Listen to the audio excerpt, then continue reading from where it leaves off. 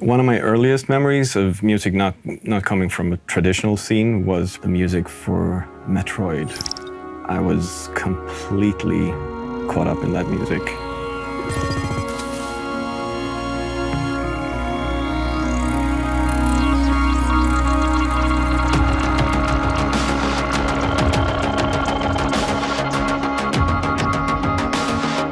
The first game I worked on was called Excessive Speed. We had the first Pentium processors with a small 14-inch CRT screen and Sound Blaster sound card.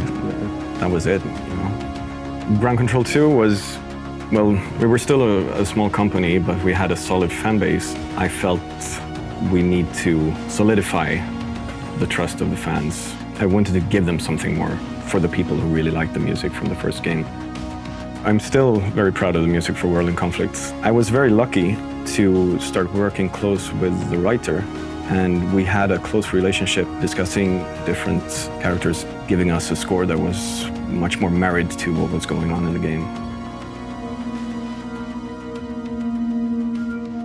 It was half a year before the first E3. That's when I started writing the music, leading us into our first unveiling of the game.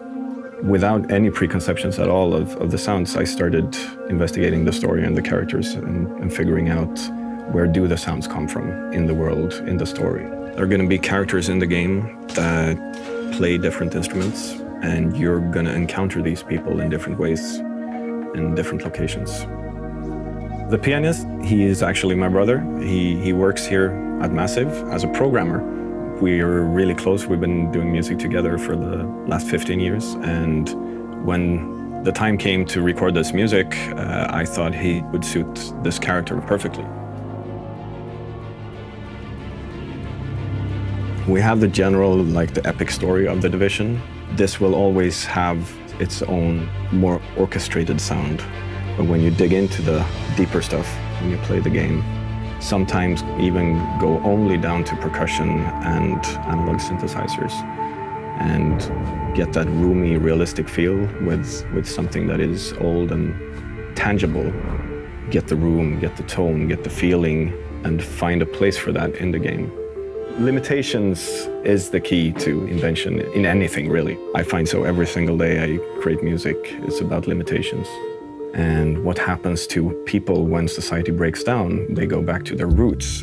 I looked at different kinds of guitars and a lot of instruments that were brought to the US when people still didn't have records and things like that.